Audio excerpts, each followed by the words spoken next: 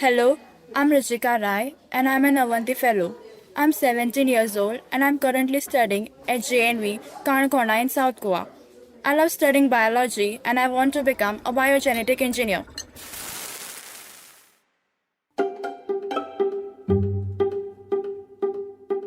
Welcome to Avanti, a show where incredible women who are at the top of their fields share the obstacles they had to overcome to get there. Here is our host, Vandana Goel.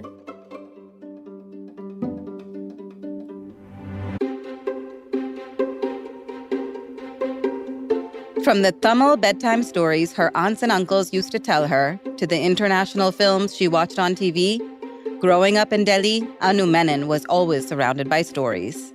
After graduating from the prestigious London Film School in 2007, Anu began her career as a director and screenwriter. Her much-acclaimed debut film, London, Paris, New York, got her noticed in the film industry, and she's continued to deliver with movies like Shakuntala Devi and Waiting, and TV shows like Four More Shots.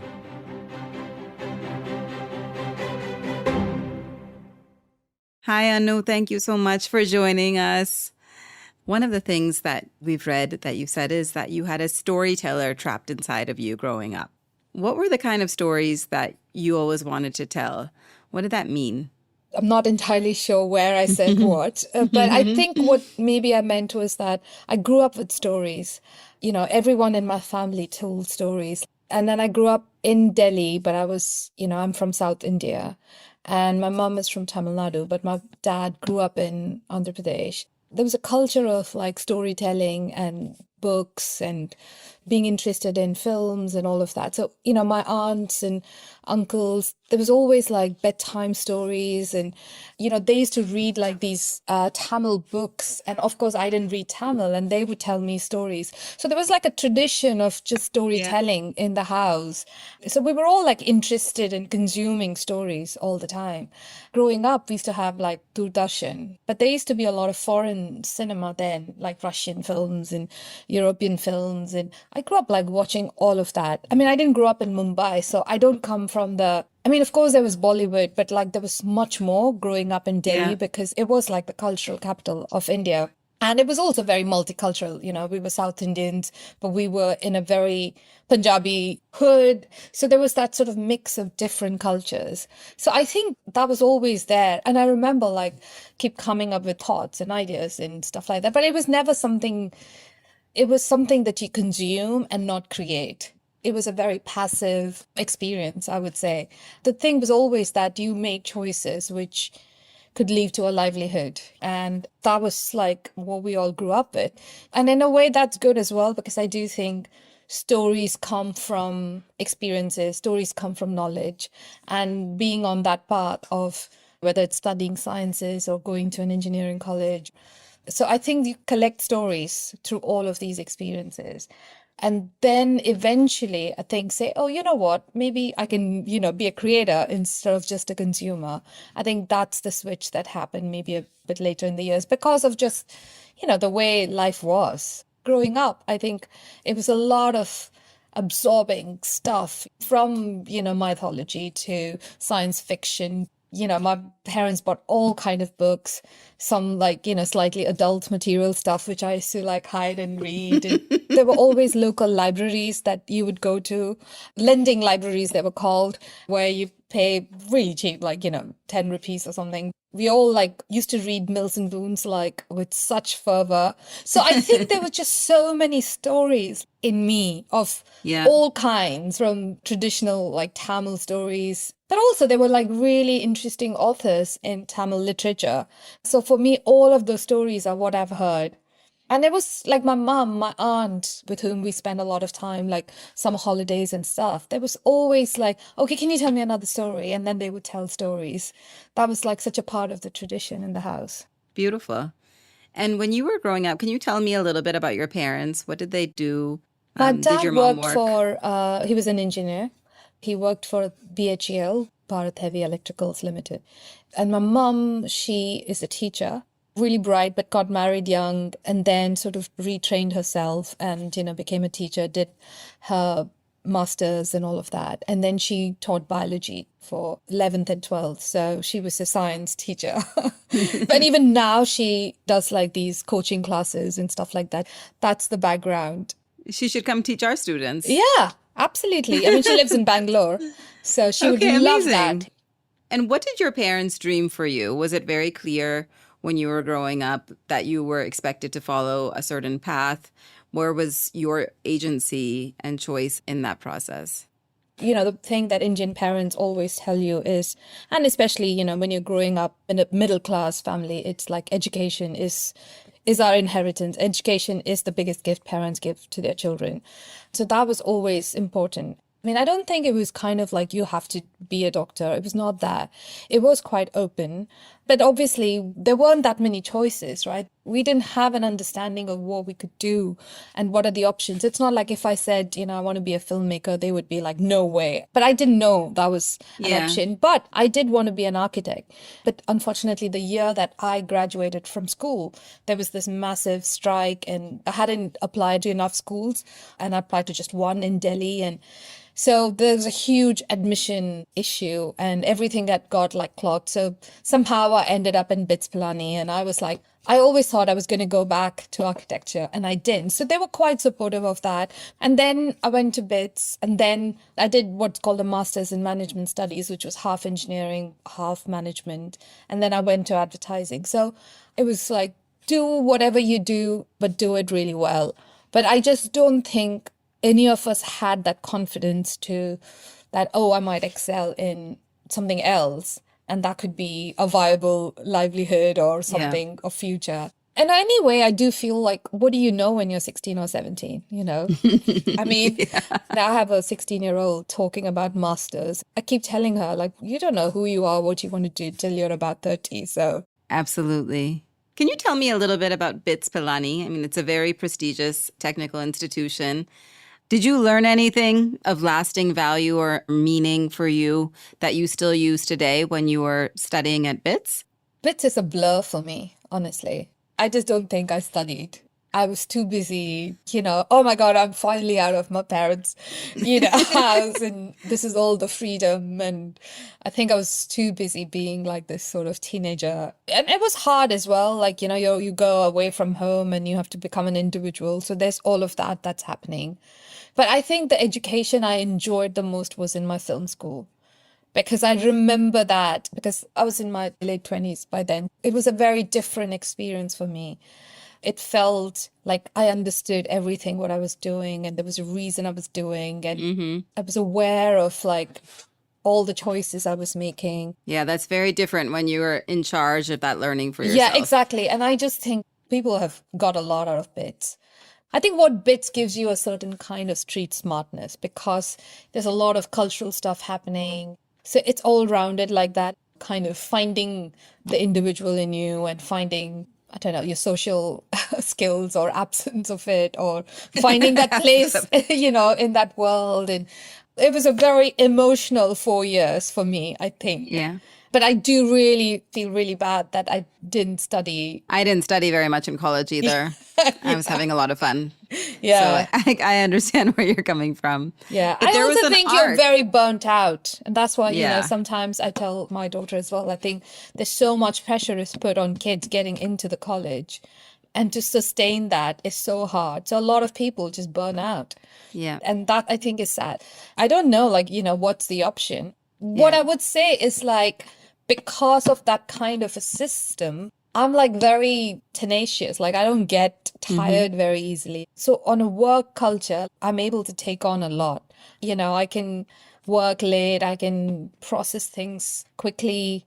I definitely think that's a result of that. Yeah, I think it's because of all the science and stuff. The that I rigorous did. training The rigorous, and hours. and the pressure working in all of that. So I think that approach or that do or die kind of situation that you find yourself in, you know, in early years, things don't faze me too easily. I mean, I can stand in front of 250 people and like say, okay, we have to do this, you know, and for the brain to process all of that, I think that maybe comes from that early. I definitely think so. I mean, it's so funny that you share that example because I was in one of our classrooms last month, I think, and these students were studying for the joint entrance exam, the advanced one, which gets you into IITs, right? So they wake up at 5 Yeah. and they're like on and off studying until I think their last class ends at 10:30 at night, right? So they're sleeping. And I told them, I said, there's no way at 16, 17 years old, I would have been doing that. So you have an advantage over most people because you went through that kind of rigor, Yeah. right? Like, so you're going to work harder. You're going to be able to overcome tiredness, overcome challenges. It's like an because athlete. it's just, exactly, it's just performance drilled into you, repetition, habit Yeah. forming, which is so valuable. I definitely think you hit the nail on the head with that one. Yeah. But there was a big arc between BITS Pilani and film school. So can you tell me a little bit about the journey in between? Yeah, so I went from BITS Pilani to advertising. I was a management trainee in a company for a few months, and then I kind of applied to Lintas. And then I started as a trainee there. And then I was what's called a strategy planner in advertising. Again, it was a skill which used both left brain and like you did a lot of analysis of markets and stuff, and then converted it into consumer insights. And then you worked with creative people to come up with like ad campaigns and stuff. I think that was like a bridge between my sort of left brain and my yearning or ambition for more creative life. And then I went to Singapore. I was headhunted for a job at Bates. So, which was exciting because like suddenly, that was a big game changer for me because I was suddenly, in Singapore and, this sort of international setup, and it opened the world to me because suddenly there were different kind of experiences, meeting all kind of people and just finding the confidence in yourself. This is the thing, like, stepping outside your comfort zone. Every time that you do that, you grow as a person. It was not like the job as such that was amazing or I didn't achieve anything. But what I did, though, was I traveled so much. I had traveled every part of Southeast Asia as part of the job, from Philippines to Vietnam to Cambodia to China, that kind of a thing. That life experience, makes you then question who you are and what do you want to do. And that's when I was like, I hadn't really studied, I hadn't really kind of felt like I had an education. And I think that's when, when I was earning a significant amount, I was like, okay, how about I go to film Consulting school? pays better than films. Yeah, exactly. Yeah. But why films specifically when you decided to do something creative? I think I was always into films. I think me and my friends, like, we used to come up with these story ideas and bounce off each other because we were in like advertising. So, there was that sort of creative energy around me. And then I went to New York to do just like a workshop and see that, do I have it in me? Do I even like it? And I really enjoyed it. And then I decided, you know what, I'm just going to train myself from scratch. That's how I went to film school. But it's hard to get into film school. So did you have to submit work or? Well, I mean, I think London Film School kind of had a different way of like taking people. I don't think it was about what you did before, but it's about what you wanted to become. And they also wanted different kind of people. And I think it's a very diverse set of people who go to London Film School from across the world. But it was also quite expensive. So a lot of my savings and my husband's savings, I was like, instead of buying a house, I went to film school. That's a big investment. Was there a story that you went in wanting to tell? Or was it the process of creating films that you enjoyed? That was the time when, things like Monsoon Wedding and, there were all of those films were like coming out. And then I think that kind of made me feel like, oh, I get that, because when I was in India, I was like, you can only make like Bollywood films, like, which again, you watch it, but it was not something you could relate to. I could relate to for something that's a story that I could go and make. But when you watched films like this, it felt like, oh, I get the story. This feels like something comes from my space or my aesthetics. I think I wrote a whole essay on like Monsoon Wedding or something. That was the film that I wrote about. I know what you mean, though. I grew up in the US and we saw Monsoon Wedding, too. And I think it was one of the first movies where I felt like, this makes sense. Yeah. This is more like us, Yeah. So where do your ideas come from? Like, what is that process like for you, for your movies? It is a bit involuntary. It just like you wake up with it. And then I think with an idea, with ideas, with solutions. I think instinct is, of course, you have instinct, but also I think the more you do it, your instinct only gets fine-tuned. So many times I'm like, we'll find a way. And like when you're writing something, you're stuck and you find a way and you wake up with it and it just happens. Of course, there are stories that you want to tell because, there are themes that are important to you or you want to explore a life experience, find your catharsis through something. So there are those kind of stories. And then there are like just conceptual stories like what if? And then you wake up with these kind of ideas. Some idea. Yeah. So I think it's a mix. It's all kind of things when you actually, doing it, when you're developing it, and when you're shooting it every day, your brain is alive because you're constantly looking for solutions and for like, things to, it's a Content jigsaw solutions puzzle. and technical Yeah, exactly. solutions But even and after you've production. shot the film on the edit table, it's all like a jigsaw puzzle that you Yeah. put together. Beautiful. That must be so much fun Yeah, it's a lot of fun, but it's also, it's like you have and to very trust your difficult. instinct all the time. I think in every job is that, I think. You have to constantly be in sync with yourself. Like, I mean, a doctor needs his instinct as her instinct as much as a creative person, Absolutely. So I think it's just that. And it does get better as you find that confidence. As you grow older and you find the confidence and you've done it enough times, then you think, yeah, it's going to come to me. I don't have the answer now, but it'll come to me. As we were preparing to talk to you, one of the things I enjoyed reading was a quote from Ali Zafar, who starred in London, Paris, New York. And he said, Anu is one of the first true feminists in the industry, I would say. If you read into the lines of London, Paris, New York, you could tell. When I read the script, that's what really struck me. I thought she was an inspiring and empowered woman who knew what she wanted. I just thought that was an amazing thing to have said about you. What does that make you think about when you hear something like that from him? I think when people tell you things, you're like, yeah, that's true. I mean, because you're anyway questioning yourself all the time because that's the nature of the job. And it's only getting like worse because everything is consumed with such judgment. It's a lot. So you kind of like think, excuse me, like what? So I do think when somebody can recognize your intent, it's like you feel seen. Again, feminism was always instinctive for me, and those instincts only get fine-tuned the more you exercise it. Like even feminism is about like questioning, okay, what does this mean? When you write a dialogue, not to be lazy about it, not to be lazy about what it means. And sometimes you do make mistakes because we're all like conditioned.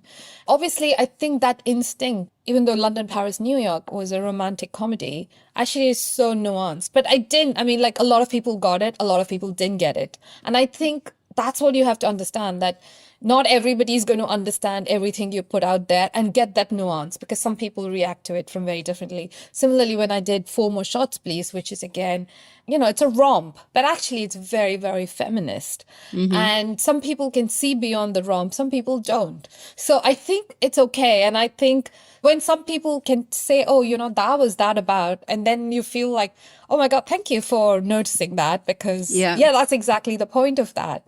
For a creative person, when somebody can recognize your intent, that's the most satisfying thing. It's not praise. It's not like, oh my God, that was amazing. For me, the joy is when someone says, oh, you said that in that film and that really like stayed with me. That's the highest compliment. And there's a range in which you express, I think you're a feminist, a point of view. The reason you and I first got connected is because of Shakuntala Devi. And I didn't even know about Shakuntala Devi. We talked about this, but we did have a book about Ramanujan. And I would love for you to share a little bit about why you wanted to tell her story and why that's so significant for the public to know that story. I mean, we all grew up with knowing about Shakuntala Devi in India because she was this human calculator. But I would say she was more like a magician, in that space she was seen. I think once my daughter said, oh, girls like English and boys love maths. And I was like, what? I'm not entirely sure, like, from there and why I decided Shakuntala Devi. I kind of started reading about her and I was like, oh my God, she's a really colorful personality. So my friend Nanika, who also lives here, so we started like developing just what could be a story about her. And obviously we had a more traditional approach to it, saying that what makes a genius and like what did she achieve and what was her childhood like. And then we found out that her daughter, who's also called Anu, she lives in London. And then we reached out to her and then she agreed to meet us. So we met her and her husband, and that meeting really kind of, we all got on really well, and it really transformed, because I found a daughter who was grieving for her mother, who kind of felt like she hadn't acknowledged how amazing she was when she was alive. And I think she was processing that because all she wanted was a mum, and what she got was this genius who couldn't like fit into this mold of just being a mum. Yeah. It was very moving for me. And that's what I was like, isn't this a, more human story about what was it for someone like Shakuntala to have this energy about her, to have this ambition, and then constantly asked to make a choice, right? Like, do you want that or do you want a daughter? Men are never made to make those choices or judged for it. It was a true story that she judged her all her life, and they had like these massive fallouts. And eventually, when she made peace with it, her mom was gone. So I think that gave like Nanika and me this insight into this person. And so that's how that both the stories then came. And obviously, she was incredible. Obviously, she had the gift, but it was also what she did with the gift. Yeah. And the fact that she went, she traveled, she wanted to do everything. And she wanted to be like a mother, and she loved her daughter, and she went after things in a sort of maybe not in a feminine way. You could love her, hate her, but you can't like ever not, you can't ignore her. But the fact was, everybody had a different take on her and a different version of her. So we chose this version, which was one POV, which is the way to tell a story, is the POV of a daughter who was honest and told us. So I think that married with what it meant to be a woman in those times, where she was never given that acknowledgement. Nobody's ever written a book on Shakuntala. Everybody knows about Shakuntala Devi, but there's no like book on, like we were the first people to make a film about her. Women are always put down like very easily. Oh yeah, she's just that kind of a thing. And I think she does magic with numbers. She does the magic like with numbers. Like she's not a true show. scientist. She's not a true Yeah. And so actually, that's why the film also has that tongue-in-cheek. It's not a very worthy, it's not a very serious film, because she was not a serious person. She thought maths is not supposed to be boring. So she was not Ramanujan. So when some people say, oh, look at how Ramanujan, bio, but she was not. She was the antithesis of Ramanujan, like she was about, I'm going to party with my maths, It was not like some sort of devotional prayer, for her, maths was her dance partner. Maths was like stuff that you go and entertain people with. Which is so cool. Because the way that we look at maths and science, maths is like the most dreaded exam in the world. Why is that? Because it's demonized. All of these things then came together. One side was her relationship with maths, and she had this relationship with numbers. And the next biggest love of her life was her daughter. And there was this constant conflict, between these two. Like in all women. Really? Yeah, Really? exactly. So that's really kind of what, we explored in that film. And did you face that kind of conflict when through this journey you also had a daughter? Yeah. Ria. Yeah. Did you feel that conflict, or were you always very clear about what you wanted to do, or No, there's always conflict. I mean, to start with, like, I have only one daughter. I would have loved to have more children, but there's no way, I would have been able to travel and leave two kids behind to be, looked after by my mom and my husband. So, I mean, there were choices made very early on. I was away a lot, and I have missed a lot of birthdays.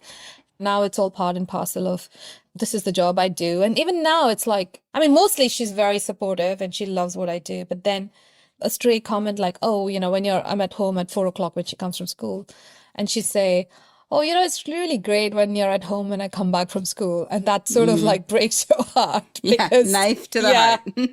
And you're like, oh God, okay. But equally, like, she'd also say, you know what, I need some space from you right now. Yeah. So, that's what it is. It's about balance between everything constantly. And one of the things about your films is that because you live in London, but you are Indian, you grew up watching maybe not Bollywood, but Indian cinema also. And you're obviously very rooted here, grew up here, studied here. So your films obviously have that kind of ability to speak to multiple cultures. And when you think about having a feminist point of view through the movies that you make, is there some shift that like you would love to see over time as a result of the kind of stories that we tell in how people perceive women? We have to constantly push the narratives on screen. One of my pet peeves is this whole, even though Shakuntala explores that, one thing is to show like this is what happened to her, but if you see any character who's a mom, if she's pursuing a character, then she's like a bad mom. And even in a Western storytelling, the men are never asked such questions. So I'm like, why are we still like pushing like these narratives? Why can't we free the women of this on our screens?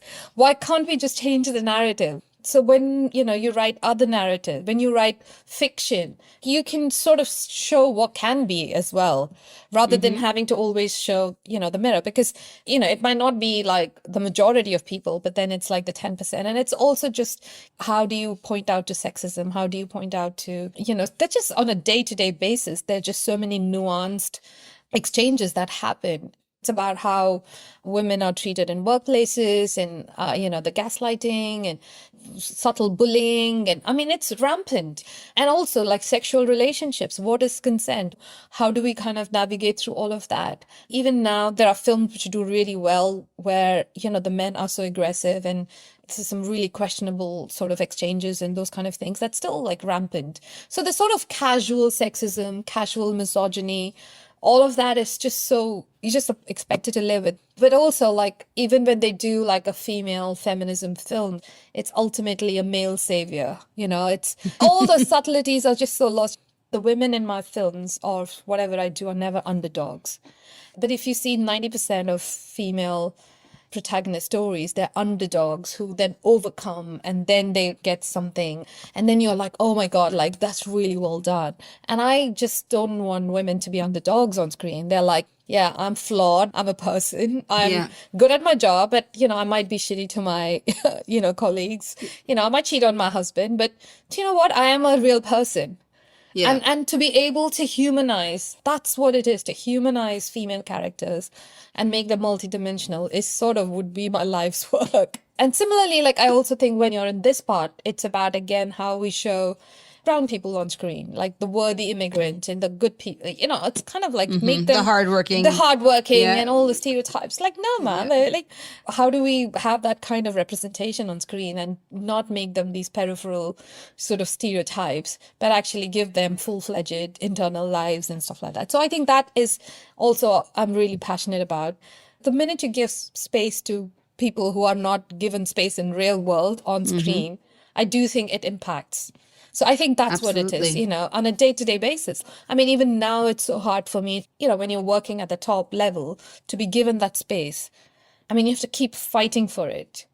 I think storytelling is so important, right? If you think about even what connects us, like I grew up in one place, but maybe we grew up having, the same festival or watching the same TV show or whatever it was, right? Like that's something that connects you, that tradition, right? The storytelling kind of tradition. And I'm just thinking like, telling that story is so urgent in my view, right? Because there is still gross underrepresentation of women in the film industry, right? Where in India, they represent 10% of directing and writing positions. There's underrepresentation in STEM, where the only reason in IITs there's 13% women is because there's a quota, right? And it's never exceeded that. So there's an urgency to telling these stories. What do you think it takes to actually start to see some real shifts in some of those statistics that I shared? I mean, it needs all the effort. In the last 4 or 5 years, things shifted, especially like in Western media setup. I mean, there was like, can we see more female directors? Or if you sent a list of directors, for consideration, you had to put in like whatever. But what happens is then there's like a big strike or suddenly, there's a bit of a setback in the industry and then there are fewer jobs. And then again, we're back to like, the top male, white male grabbing all the jobs. So I think that's kind of a cycle. A lot of times, like I know that I got into the room because somebody said, can we see some like, Asian women? Obviously, eventually you get hired because of what you do and then the next job you get. But I was in an interview where they asked me, so how does it feel like, as a brown woman? I said, the maximum discrimination I face is in recruitment. It's like, if you don't give me a job, how else will I get? I mean, I've never had problem delivering on a job. Everything I've delivered on time, I've delivered with quality. Every producer I worked with has always had good things to say, but it's getting that job, which has always been the most difficult part. I mean, even now, Obviously, because as you reach a certain level, you want to go to the next level and you want the next big job. And it's still hard. It's still, you're competing against the system. And still, you're an exception. There'll be 3 male white director, and then there'll be you. It's changing, but it's not changing enough. But I therefore do believe that there's diversity quota, and there's a lot of jokes about it. But that's the only way, people To will achieve get a it sometimes, chance. Like yeah. you would need, like, okay, you've given me a list. Make sure there are 50% women on the consideration list. I was just thinking about what you were saying about the representation, and sometimes you just have to force representation to happen, right? But one of the things that you and I spoke about was, I think I used the words like, I wanted to prove myself, right? And you just immediately told me, like, why? Yeah. Why did you feel like you needed to prove yourself? Why does anyone made to feel like they need to prove themselves beyond whoever they are, right? Which is so important and so beautiful. But I also think there's that awareness also of like, I'm here because of a quota, there's 3 other people in the room, I'm the only one. Like, how do you help But young ultimately, women? it's also the job you do. You can only be given an opportunity. It's the job. And if Focus you, on the work. Yeah, focus on the work. I do believe that the more work you do, the better you're going to get. If, for example, there are 4 directors required to do a show, and then you bring in 1 female director, but the other 3 male directors have done many shows before, and then you bring her in and say, okay, we've given you a job, now prove yourself, but you have not supported them with the resources, then they're going to fail. So you're setting up people for failing as well. So Yeah. I think it's a complex thing. But how do you get that representation? We will all get better at our jobs. I mean, today I'm like, compared to 10 years back, I can handle things But you need much the better. chance. But I Someone- need the chances. yeah. I need to be on the floor as much as, the next white director. That's how you get better at your job. I mean, why do I have to be exceptional to get my foot into the door? I am really good at my job. And every time I go in, there's always like, people really like what I've done, and it's always been successful. But it's exhausting every time to be like, I just want to be given a job. I don't have to be Yeah, you don't want to stand for yourself and like a million other every things at the time. same It time. doesn't have to be like this big thing I've achieved. Statement. Because I think most of the times we just want a profession. I don't think I want to like all the time have to change the world and, stand Yeah. for, I just love my job, and I just want to direct because that's Yeah. what I want. And you doing it is an act of, like, is a statement in It's an itself, act right? of Like, the fact that I'm just there. Yeah. It seems to be like, while for the other person, it was just something, it was so, he just had to kind of like land up at the meeting. You think it's going to get easier, but it just doesn't get easier. But I think, by doing things like this, you are making it easier because honestly, like I'm just imagining being a young girl listening to this audio, right, in a classroom in anywhere in the middle of India, right? And you're super good at science, but maybe you're not interested in science. Maybe you just got really good grades, right? Yeah. And to hear your story that I can go to BITS Pilani and then become a filmmaker, right? Like that is possible. That is in the universe of possibilities for me. That is life-changing to be able to hear that voice and see that example. I just love that you've come here and shared your story because I think that it is going to inspire young girls out there to think differently about what they can do. And the simple message of trying to be the best of you, right? Wherever you are, whatever that means and looks like, is such an important message for them to hear. Thank you so much, Thank you so Anu. much. We have a question for you from one of our students. Her name is Rahila, and she's a 17-year-old student from Kashmir. Her parents wanted her to study biology and become a doctor, but Rahila insisted on choosing to study math and is proud of it. She asks you, how do you collaborate with your team to ensure your vision is effectively translated onto the screen? I think collaboration involves like multiple levels. I think one is the data side of things, the information side of things. So I think it's very important that you give your team all the information, which is hard data, like, what kind of short list you want or what are the references you want. So there's sort of like hard clarity that exists. And then the other side is that emotional collaboration where you allow and create that space for them where they can also give notes. And also there is a space where if they don't understand something, they can ask. So it doesn't feel like I'm imposing everything on them. I always say this, the information that has to be perfect.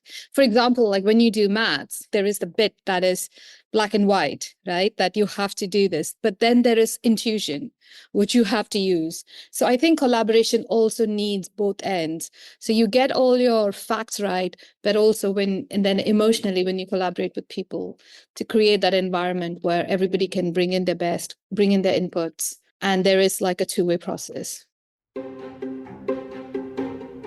Thanks so much to Anu for being on the show. If you enjoyed that episode, do tune in every week as we sit down with more remarkable women. This podcast is hosted by Avanti Fellows, a nonprofit that breaks the cycle of poverty in India by providing access to post-secondary education for students from underserved communities. With this show, we aim to inspire thousands of young people with these real-life stories of incredible female leaders who have made a lasting impact on their industries. To learn more about the work we do, visit avantifellows.org.